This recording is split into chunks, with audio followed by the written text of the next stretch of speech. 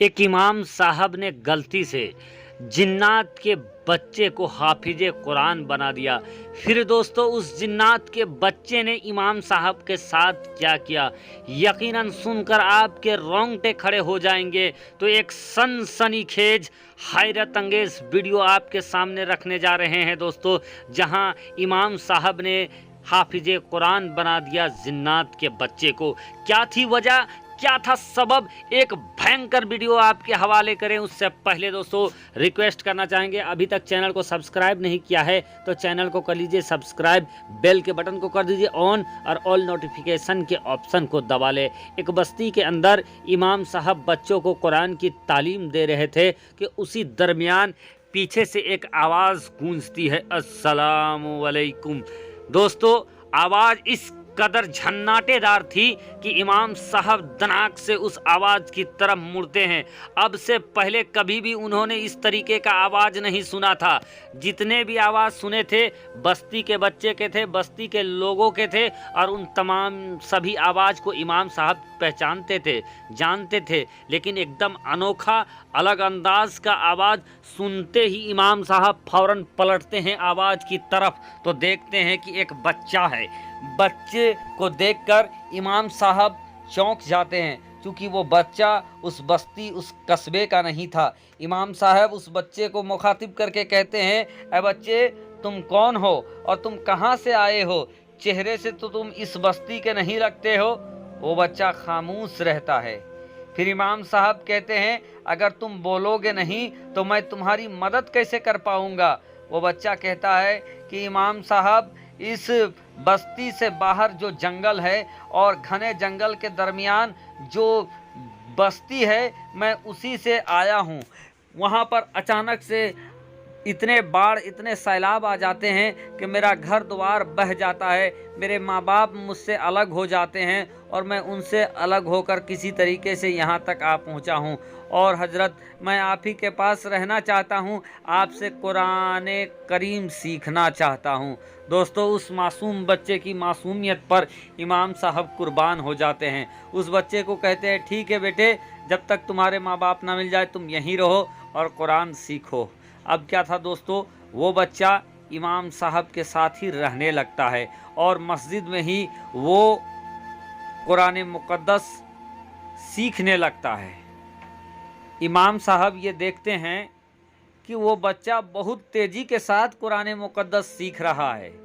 दूसरे बच्चों को और हज़ारों बच्चों को उन्होंने पढ़ाया था और हाफिज़ कुरान बनाया था, लेकिन ये बच्चा बिल्कुल अलग नज़र आ रहा था। ये एक ही महीने के अंदर ये नाज़रा कुरान ख़त्म कर चुका और दोस्तों 2 महीने 3 महीने होते होते इसने कुरान करीम को मुकम्मल याद भी कर लिया, यानी ये हाफिज़ कुरान भी बन गया। इमाम साहब हैरत में थे कि या अल्लाह कैसा जहन है इसका कि इतने जल्दी इसने हाफिज़ कुरान बन गया। बहरकैफ इमाम साहब भी हैरत में थे। इस तरीके से दिन कटता गया। वो बच्चा इमाम साहब के साथ ही रहता था। एक दिन का वाक़या है कि अचानक से आधी रात को इमाम साहब के पेट में शदीद दर्द होता है। इस कदर दर्द होता है कि इमाम साहब छटपटाने लगते हैं, तड़पने लगते हैं। आधी रात था। अब दोस्तों इमाम साहब की तड़प सुनकर वो बच्चा वहाँ पर आ जाता है, आकर पूछता है, हज़रत आपको क्या तकलीफ़ है, आपको क्या हुआ, इस कदर आप क्यों तड़प रहे हो? इमाम साहब कहते हैं कि बेटे मेरे पेट में बहुत ज़्यादा दर्द है और मैं बड़ा परेशान हूँ। वो बच्चा कहता है, मैं आपकी कैसे मदद कर सकता हूँ? इमाम साहब कहते हैं, बेटे तुम मेरी क्या मदद कर सकते हो, तुम तो अभी बहुत छोटे हो और बहुत ज़ोरों की बारिश भी हो रही है बाहर और मुझे दवाई की ज़रूरत है। वो कहता है, इमाम साहब मैं आपके लिए दवाई लेकर आऊँगा। वो कहता है, बेटा तुम इतनी अंधेरी रात में कहाँ जाओगे, तुम तो बहुत छोटे हो। कहता है, हजरत आप यहीं रहे, मैं आपके लिए दवाई लेकर आता हूँ। फिर दोस्तों फ़ौरन से वो बच्चा उनके सामने से बाहर निकलता है और पल भर में वो किधर चला जाता है कि इमाम साहब भी नहीं देख पाते हैं। इमाम साहब सोचते, अरे ये बच्चा कहाँ चला गया, अब इनकी माँ बाप आएंगे तो उनके माँ बाप को मैं क्या जवाब दूंगा कि इतने अंधेरी रात में जंगलों के बीच में वो बच्चा चला गया है इस कदर बारिश के दरमियान। अब दोस्तों अभी कुछ ही देर हुआ था कि वो बच्चा फिर फौरन वहीं पर हाजिर हो जाता है, आ जाता है। इमाम साहब हैरत में थे कि वो बच्चा जब आया तो बहुत कस के बारिश हो रही थी, लेकिन बारिश होने के बावजूद भी उस बच्चे का कपड़ा जरा सा भी भीगा नहीं था। इमाम साहब देखकर हैरत में पड़ जाते हैं, लेकिन फिर इमाम साहब पूछते हैं कि बेटा दवाई लाए? चूँकि उसके हाथ में कोई दवाई नहीं था। अब वो बच्चा कहता है कि जी हुजूर दवाई तो लाए हैं हजरत।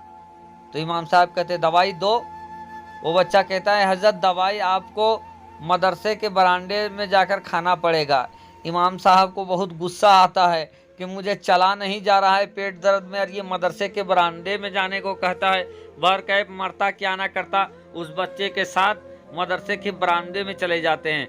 जब मदरसे के बरामदे में जाते हैं तो देखकर इमाम साहब के हैरत का ठिकाना नहीं रहता है कि वहाँ पर एक दो दवाई नहीं बल्कि दवाइयों की बोरी वहाँ पर पड़ी हुई थी। इमाम साहब हैरत में आ जाते हैं। हैरत में आने के बाद कहते हैं, ऐ बच्चे तू सच सच बता, तू कोई आम इंसान नहीं हो सकता है, तुम कोई आम बच्चा नहीं हो सकता है, कोई भी आम बच्चा इस तरीके का काम नहीं कर सकता है। तुम सच बताओ, मैं तुम्हारा उस्ताद हूँ, तुम सच सच बताओ तुम कौन हो। मुझे तुम पर पहले से भी शक था, लेकिन आज मेरा शक यकीन में बदल गया कि तुम आम बच्चा नहीं हो। वो बच्चा चूँकि इमाम साहब की काफ़ी इज्जत करता था, वो उनको दिल से उस्ताद मानता था। वो कहते हैं कि इमाम साहब मैं यकीनन मैं कोई आदमजात नहीं बल्कि मैं एक जिन का बच्चा हूँ।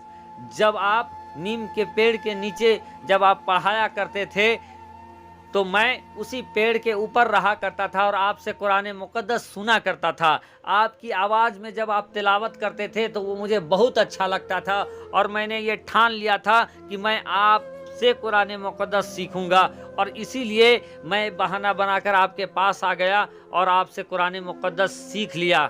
इमाम साहब कहते हैं, ए बेटे अब तो जो होना था हो चुका है, और तू भी हाफिज कुरान बन चुका है। और बच्चे मुझे ये लगता है कि कहीं तुम गुस्से के मारे किसी इंसान के बच्चे को नुकसान ना पहुंचा दे, या कोई इंसान अगर किसी इंसान के ऊपर तुम्हारा राज खुल जाए तो इंसान तुम्हें नुकसान ना पहुंचा दे। इसीलिए बच्चे मैं चाहता हूं कि तुम जहां से आए हो वहीं चला जाए। वो बच्चा जिनका बच्चा काफ़ी